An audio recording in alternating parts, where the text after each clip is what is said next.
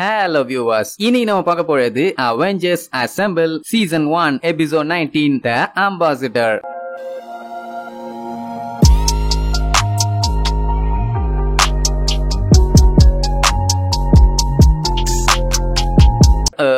பண்ண ஐநா சபைக்கு வெளியில மக்கள்லாம் பயங்கரமா கொடிய புடிச்சு கத்திட்டு இருக்காங்க. அது ஸ்பைடர்மேனுக்காண்டி இல்ல, வேற ஒரு தென்னு ஜே ஜோனா ஜேம்சன் நம்ப சின்சியரா நியூஸ் வாச்சிட்டு இருக்கான். நம்ம அவெஞ்சர்ஸ் டீமும் அந்த ஐநா சபைக்கு போவாங்க. ஆனா அவங்களுக்கு சுத்தமா இல்ல இன்ட்ரெஸ்டே இல்ல. கண்டிப்பா அவங்க சொல்ற டீலுக்கு ஒத்துக்கவே கூடாதுன்னு சொல்லிட்டு போவாங்க. அப்படி யார மீட் பண்ண போறாங்கன்னு பார்த்தா அங்க டூம் பையன் இருப்பான். ஆக்சுவலா அந்த மூதேவி அவனுக்கு பாதுகாப்புக்கு பாடி கார்டு வேணும்னு கேட்டு வந்திருப்பான். அதுவும் அவெஞ்சர்ஸ்ல கேப்டன் அமெரிக்கா தான் வேணுமாமா. இவனுக்கு எதுக்கு பாடி கார்டு? இவனே வில்ல பையன். அப்புறம் என்ன கூந்தலுக்கு உனக்கு இதெல்லாம் தேவையாட்டா? அதான் அந்த எலும்பு கூடு மண்டையா இருக்கானே ரெட் ஸ்கல், அவனால இவனுக்கு பஞ்சாயத்தாமா. ஆக்சுவலா அவன் அவெஞ்சர்ஸ பழி வாங்கணும்னு இவன் கூட தானே சேர்ந்துக்கணும். ஏன் பழி வாங்கணும்னு கேட்டா இந்த மூதேவி அவன் கூட சேர மாட்டேன்னு சொல்லியிருப்பான். ஏன்னா சேர்ந்தா அவனுக்கு கீழே தானே வேலை பார்க்கணும். அப்படி வேலை பார்க்கறதா டூமுக்கு சுத்தமா பிடிக்காதே. அதனால இவனை ரிவெஞ்ச் எடுத்து போட்டு தள்ளியே தீர்வேன்னு ஒத்த கால நிக்கிறானாமா. அதுக்காண்டிதான் அவெஞ்சர்ஸோட ஹெல்ப் கேட்டு ஐநா சபைக்கு வந்திருக்கான் அந்த மூதேவி. வந்த இடத்துல கொஞ்சம் ஓவரா பேசணும்னு அழுக்கு போயெல்லாம் தூக்கி போட்டு அடிக்க போவான். ஆனா அப்படி அடிக்க கூடாது. ஏன்னா அவன் ஹெல்ப் கேட்டு வந்திருக்கான். அப்படி வந்திருக்கவன அட்டாக் பண்ண கூடாது. பட் அயன்மேன் செக் பண்ணி பார்த்ததுல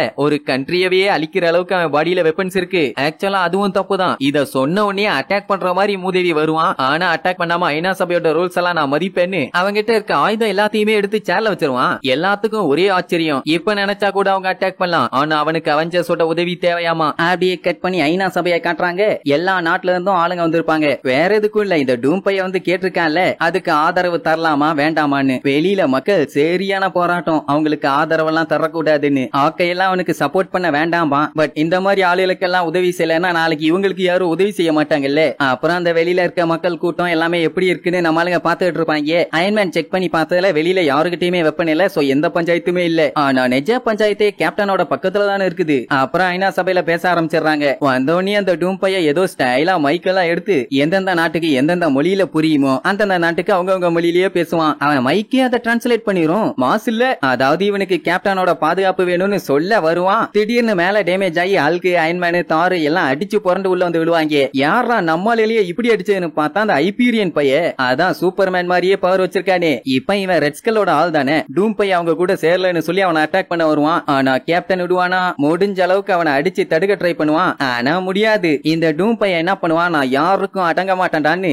அவனோட மைக்கோட ஃப்ரீக்வன்சியை யூஸ் பண்ணி கத்துவான். ஐபீரியனுக்கு காது ஜவ்வே அத்து போயிரும். கேப்டன் என்னதான் வந்து பேசினாலும் ஐயோ ஒண்ணு கேட்கலையே, என்ன சொல்றீங்க? அப்படியா அப்படியா நல்லா சொன்னீங்க, ஆனா ஒண்ணு கேட்கலம்பா. ஃபியூஸ் போச்சு. சோ காண்டாய் அவங்கள அட்டாக் பண்ணுவானா. அந்த டைம் ஹல்க் அவனை புடிச்சு போட்டு தொவன்னு துவச்சு எடுத்துருவான். அவனை எப்படியோ சமாளிச்சிருவான். அவனை சமாளிச்சா தார வந்து அடிப்பான். தார சமாளிச்சா அயன்மேன் வந்து அடிப்பான். எப்படி அவனை மாத்தி மாத்தி வெண்ணைய கழட்டிட்டு டூம கூப்பிட்டு கேப்டன் அங்க இருந்து எஸ்கேப் ஆக சொல்லுவானே. அதே மாதிரி கேப்டனும் அடியில இருக்க டனல் வழியா வேற இடத்துக்கு கூட்டு போவான். போறப்ப ஃபியூரி கிட்ட பேக்கேஜுக்கு எதுவும் பஞ்சாயத்து இல்ல. அது சொன்னது இவனுக்கு கோவமாயிரும். ஏன்னா அவனை பேக்கேஜ்னு அவமானப்படுத்திட்டாங்களாமா. நானே பெரிய பல் புடுங்கி என்னையவே எப்படி சொல்றியான்னு ஓவரா சீனப்படுவேன்னு. சோ ரெண்டு பேருமே சண்டை போட போவானுங்க. அந்த டைம் அந்த மோடாக் அதான் அடாப்டாய்ட யூஸ் பண்ணி அட்டாக் பண்ண ஆரம்பிச்சிருவான். உடனே அவன் கேப்டன் அடிக்க, கேப்டன் அவன் அடிக்க, டூம் அடாப்டாய்ட அடிக்க, மறுபடியும் கேப்டன் வந்து அவனே அடிக்க. அந்த வில்ல பயிலுக்கே கன்ஃபியூஷன், ஏன்டா டூம் பயில போய் காப்பாத்துறேன்னு. ஏன்னா அவன் தான் கெட்டவனாச்சே. நாங்க எல்லாத்தையுமே பாதுகாப்போம்டா பண்ணி பயிலேன்னு அட்டாக் பண்ணுவான். அந்த டைம் கரெக்டா ஆளுக்கு வந்து அடாப்டாய்ட போட்டு நொறுக்குன்னு நொறுக்க ஆரம்பிச்சிருவான். அந்த அடாப்டாய்டு கூட சண்டையை போடும்போது டூம்க்கு பயங்கரமா அடிபட்டு இருக்கும். சோ அவனை கேப்டன் அவெஞ்சர்ஸ் டவருக்கு கூட்டு போறேன்னு சொன்னா வேண்டவே வேண்டானிடுவான். ஏன்னா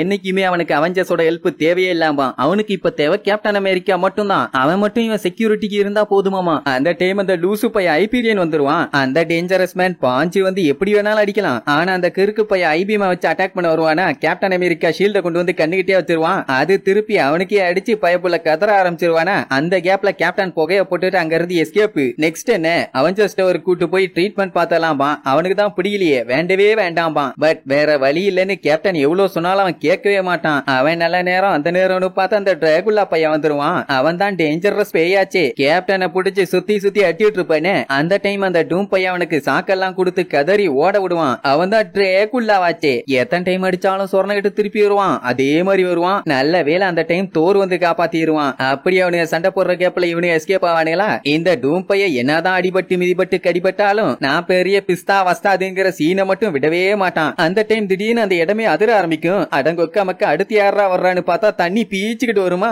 அவ்வளவுதான் அடிச்சு புடிச்சு ஏதோ தொட்டில போய் விழுவாங்க. தண்ணி வந்தாலே யாரு வருவா?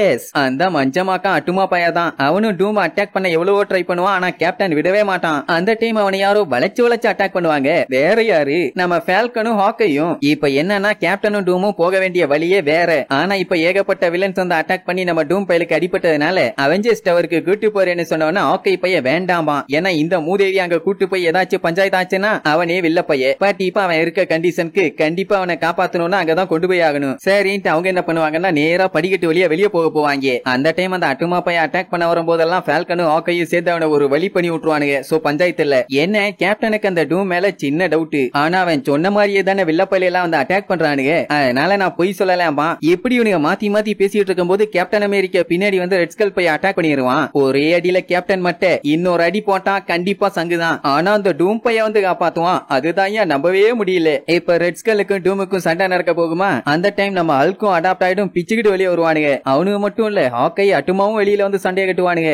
நெக்ஸ்ட் தாரும் அந்த ட்ராக்குள்ளாவும் பாவம் பயலால வெயில நிக்க முடியல, கரிஞ்சு போச்சு கை. பேலன்ஸ் இருக்கிறது யாரு? டோனி ஸ்டார்க்கும் ஐபீரியனும் தானே. அவனும் மாத்தி மாத்தி அடிச்சுக்குவானுங்க. எப்படியே வளவல கொலை அங்க சண்டை நடந்துட்டு இருக்கும். ரெட் ஸ்கல் கேப்டனை போட்டு தள்ளான்னு ஏகப்பட்ட ராக்கெட் லான்ச்சர்ஸ் குண்டுன்னு சுட்டு தள்ளுவான். ஆனா அவன் மேல படாம இந்த டூம் பைய இடையில பூந்து எல்லா குண்டையும் அவன் மேல வாங்கி தெரிச்சிருவான். கேப்டனுக்கே கஷ்டமா போயிரும். ஏன்டா ஏன் எனக்காண்டி ஏன் இப்படி பண்ணேன்னு கேட்டா ஓவரா பில்டப் பண்ணாத, என் மரியாதையை காப்பாத்தி இப்படி பண்ணேன்பா. அந்த டைம் ரெட் ஸ்கல்ல டோனி பைய அடிச்சு போட்டுருவான். இப்ப என்னன்னா டூமோட பவர்லாம் இறங்கிட்டே வருதாமா. ஏனும் கொஞ்ச நேரம் விட்டா பைய மறுகையா சாலா. சோ எப்படியாச்சும் காப்பாத்தணும்னு அவெஞ்சர்ஸ் டவருக்கு கொண்டு போயே ஆகணும். சோ என்ன பண்ணுவாங்க, டூம் பையில கேப்டனை தூக்கிட்டு ஓட சொல்லிட்டு இவங்க எல்லாம் மத்த வில்லன்ஸ பாத்துக்கிறோம்னு அடி பொலந்து எடுப்பாங்க. எவனாலையும் கிட்டக்க கூட நெருங்க முடியல, சுத்தி அடிப்பானுங்க. அந்த டைம்ல கேப்டன் பாட்டுக்கு அழகா அந்த டூம் பையில தூக்கிட்டு குடுன்னு ஓடுவான். கரெக்டா ஸ்டார்கோட டவர்ல ஷீல்டு போடுவாங்க. போடும் போது நம்மால உள்ள எஸ்கேப். அந்த ஷீல்டு இருந்தா கண்டிப்பா யாராலையுமே உள்ள வர முடியாது. அது மட்டும் இல்லாம பக்கத்துல போனாலே கண்ணா பின்னான்னு சுட்டு தள்ளும். சோ இவனு என்ன பண்ணுவானுங்க, அவனுங்க பவரை வச்சு அவெஞ்சர்ஸ் டவர் அட்டாக் பண்ணுவானுங்க. பட் அந்த ஷீல்டால ஒரு கீறல் கூட விழாது. முன்னாடி போன அவெஞ்சர்ஸோட செக்யூரிட்டி ஷீல்ட் அட்டாக் பண்ணுது, பின்னாடி போன அவெஞ்சர்ஸ் அட்டாக் பண்றானுங்க. எதுக்கு மேல இங்க இருந்தா கண்டிப்பா சங்கூதிடுவானுங்கன்னு எஸ்கேப். ஒரு வழியா வில்ல பையில அடிச்சே வார்த்தியாச்சு. நெக்ஸ்ட் நம்ம கேப்டன் அந்த டூம் பையில தூக்கிட்டு வந்தால ஜார்வஸ் கிட்ட பாடியில என்னென்ன பஞ்சாயத்துன்னு செக் பண்ண சொல்லுவான். கட்சியில பார்த்தா எதுவுமே இல்ல. அந்த மூதேவி சும்மா கல்லு மாதிரி எந்திரிச்சு நிப்பான். இது எல்லாமே அவனோட பிளான். கேப்டனையே லபக்குன்னு பிடிச்சிருவான். ஆக்சுவலா இவன் போட்ட பிளான் என்னன்னா நிஜமாவே ரெட் ஸ்கல் இவனை அட்டாக் தான் பண்ண வந்தான். இதை யூஸ் பண்ணி எப்படியாச்சும் அவெஞ்சர்ஸ் டவருக்குள்ள போயிடலாம்ல. ஏன்னா இதுக்கு முன்னாடி அவெஞ்சர்ஸ் ஒரு டைம் தோத்து இருக்காங்க. அது எப்படி ரெட் ஸ்கல் கிட்ட நம்ம அயன்மேனோட டேட்டா இருந்ததுனால அது எப்படி எடுப்பான்? அவெஞ்சர்ஸோட டவருக்குள்ள வந்தாதான் எடுக்க முடியும். சோ கேப்டனுக்கு வயிற்றுலயே 4 போட்டுட்டு அயன்மேன் கம்ப்யூட்டர்ல இருக்க எல்லா டீடைல்ஸையும் ஆட்டைய போட்டுருவான். பிளான் எல்லாமே ஊத்திக்கிச்சா நல்லது பண்ண போய் இப்ப நாராசமா போச்சு. கரெக்டா அந்த டைம் நம்மால எல்லாம் உடச்சிட்டு உள்ள வருவாங்க.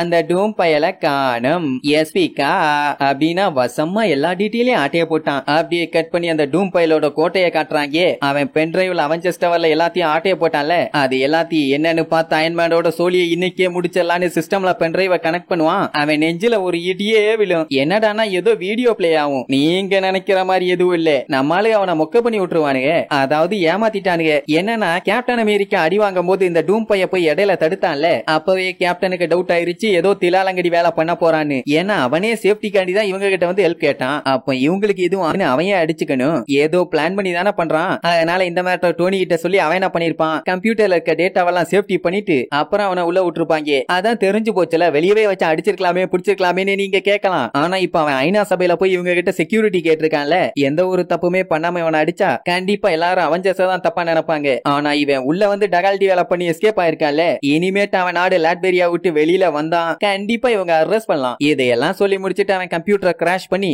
அந்த மொத்த கோட்டைக்குமே பவர் சப்ளை கட் ஆகிற மாதிரி பண்ணிடுவானுங்க. எப்படி அப்ப திருப்பி சொரிட்டாங்கல்ல. இந்த மேட்டர் எல்லாம் பார்த்துட்டு நம்மளுங்க நல்லா வச்சு செஞ்சுட்டோம்லன்னு சந்தோஷப்படுவாங்க. என்ன அல்க பொறுத்த வரைக்கும் அவனை அங்கேயே போட்டு அடிச்சிருக்கலான்னு ஒரு ஆசை. ஆனா அவன் நம்ம கிட்ட பாதுகாப்புன்னு கேட்டு வந்துட்டானே, அடிச்சா நம்ம மேல கேஸ். அதனாலதான் இப்ப அலேக்கா புடிச்சு வசமா மாட்டி விட்டாச்சு. இனி அவன் சிக்குனா கண்டிப்பா தண்டனக்காதான்னு கேப்டன் சொல்றதோட இந்த எபிசோடுக்கு எண்டு காடு போட்டு முடிக்கிறாங்க.